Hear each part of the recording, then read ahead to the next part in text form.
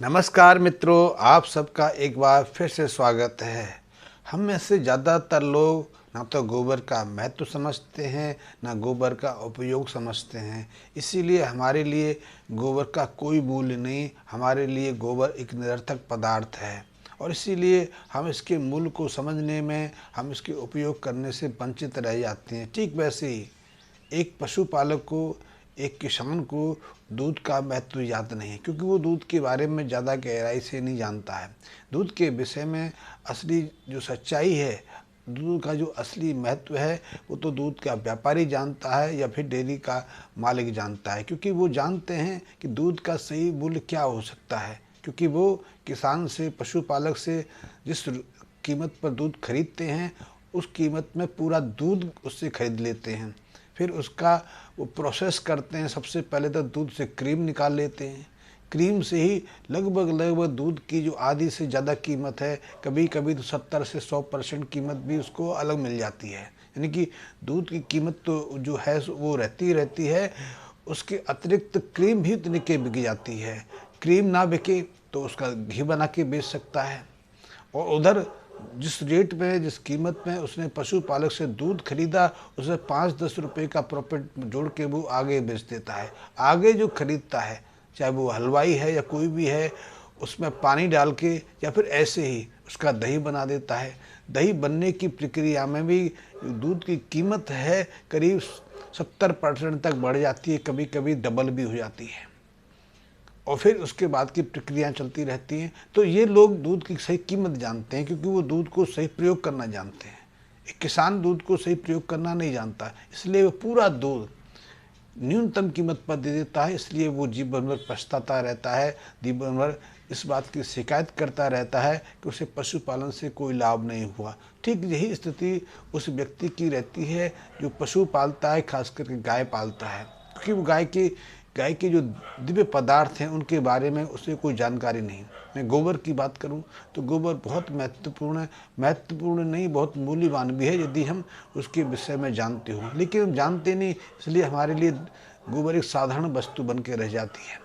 यदि गोबर के बारे में आप पूरी जानकारी रखते हैं तो आपके लिए भी गोबर सोने से ज़्यादा मूल्यवान बन जाएगा। सामान्यतः गोबर के दो भाग रहते हैं, एक ठोस भाग रहता है, एक उसका तरल भाग रहता है। ठोस की अपनी उपयोगिता हैं, अपने प्रयोग हैं, अपनी उपयोगिता हैं, और तरल की अपनी उपयोगिता हैं। यदि इन दोनों को हम समझ लें तो निश्चित रूप से गोबर जैसी साधारण वस्तु भी हमारे लिए सोने जितनी मूल्यवान बन सकती है। क्योंकि गोबर का जो ठोस भाग है उससे साधारणतः हम कंडे बनाते हैं। आजकल कुछ लोग उसे ईंट बनाने लग गए हैं, या फिर उसकी खाद बना लेते हैं, या फिर आजकल कई जो बायोगैस प्लांट जो चल रहे हैं उनमें उसका उपयोग कर लेते हैं। खाद बनाने की प्रक्रिया में एक लंबा समय लगता है। उसके लिए हमें विशेष स्थान बनाने पड़ते हैं या फिर केंचुओं की मदद लेनी पड़ती है। तो उससे गोबर की कीमत नहीं बढ़ती, पर गोबर की एक नई शक्ल सामने आ जाती है। या फिर कंडे बना लें तो उसमें तो ज़्यादा कुछ है नहीं, हम पानी सुखाने का काम करते हैं, या ईंट बनाने का या कुछ करने का वो थोड़ी बहुत प्रोसेस की है, लेकिन उससे गोबर की कीमत में ज़्यादा वृद्धि नहीं होती। लेकिन यदि आप गोबर को दो भागों में विभाजित कर लें, उसके ठोस भाग को इन चीज़ों में लें, ऐसे इनके अलावा भी गोबर का और प्रयोग हो सकता है। और तरल भाग सामान्यतः हमारे लिए अनुपयोगी है, लेकिन वो तरल सार तत्व बहुत महत्वपूर्ण है कि इसी तरल सार तत्व में गोबर का पूर्ण मूल जो अंश है, जो सार है, विद्यमान रहता है। जो गोबर का ठोस भाग है उसमें तो सेलुलोज रहता है, उसमें रेशे रहते हैं, फाइबर्स रहते हैं, इनकी अपनी उपयोगिता है। तो यदि हम गोबर का तरल भाग ले लें तो तरल भाग में तो सैकड़ों तरह के ऐसे रसायन रहते हैं, हार्मोन्स रहते हैं, एक्टिव बायो रसायन भी रहते हैं, और कई तरह के माइक्रो जीवाणु रहते हैं। ये माइक्रो जीवाणु भी बहुत अद्भुत हैं। आजकल इन माइक्रो जीवाणुओं पर, माइक्रोब्स को लेकर बहुत तरह की रिसर्चें हो रही हैं, और इसमें भविष्य देखा जा रहा है।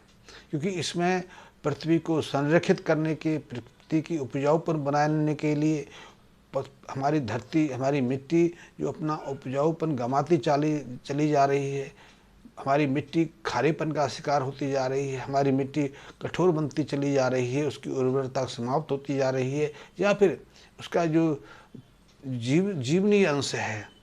हमारी जो खेतों की जो जीवनी शक्ति है वो निरंतर घट रही है। वो एक बड़ी समस्या है। उसको संरक्षित रखने का जो कोई हल है तो वो गाय के गोबर के सार तत्व के पास है। मैं गाय को बार बार इसलिए कहता हूँ कि गाय का गोबर दूसरे अन्य पशुओं से अलग है।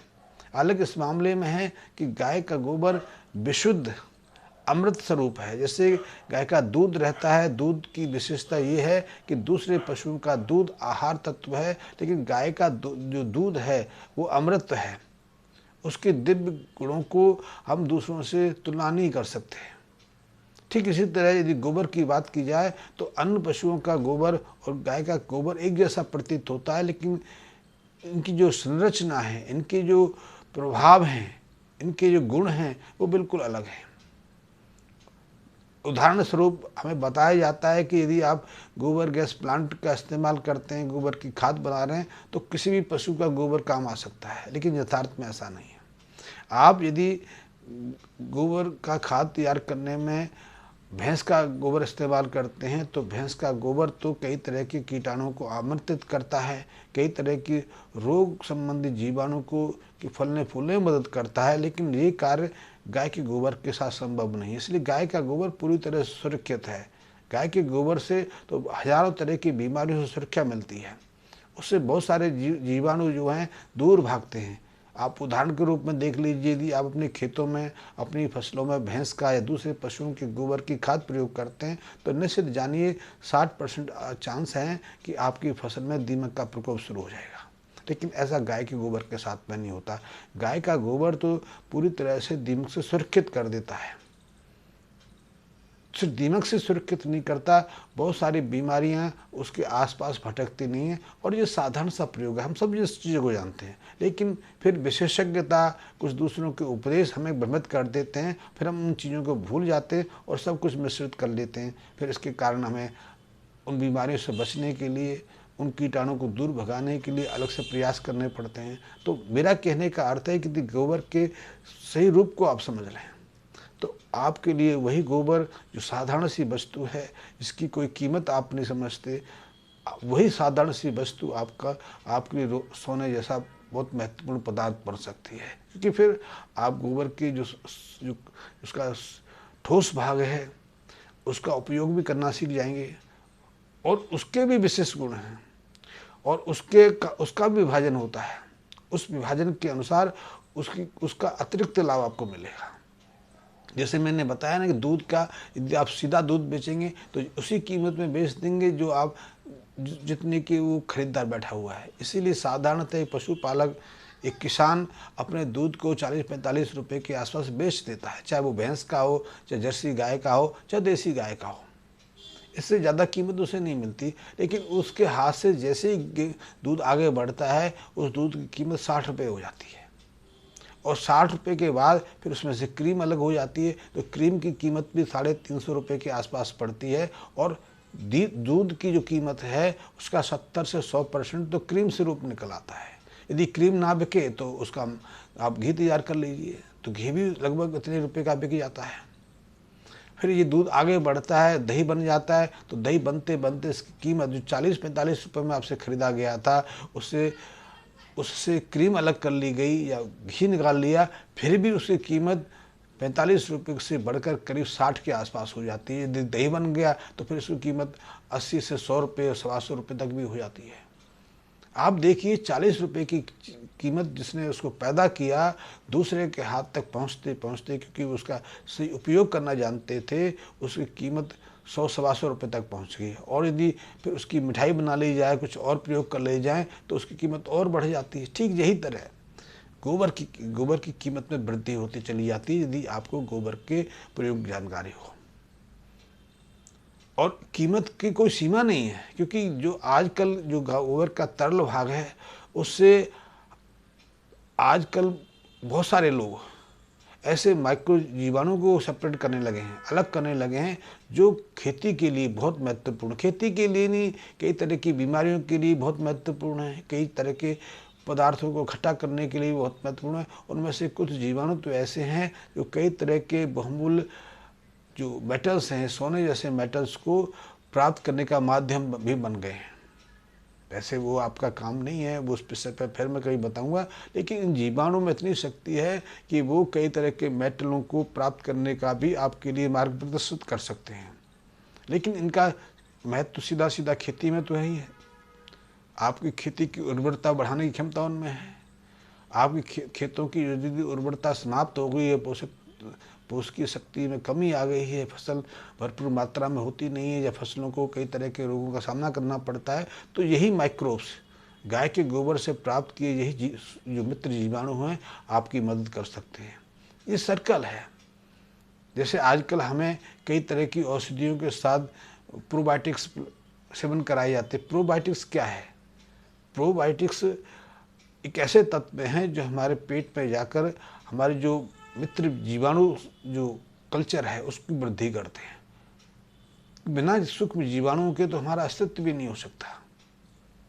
वही जीवाणु हमारे शरीर के अंदर पहुँच रहकर कई तरह की विशिष्ट जरूरी पदार्थों का निर्माण करते हैं, हमें स्वस्थ रखते हैं, निरोगी रखते हैं, हमारे भोजन पचाने में मदद करते हैं। भोजन पचा के जो उसकी सूक्ष्म महत्वपूर्ण पोषक तत्व हैं उनको शरीर के तरल भाग में पहुँचाने में मदद करते हैं।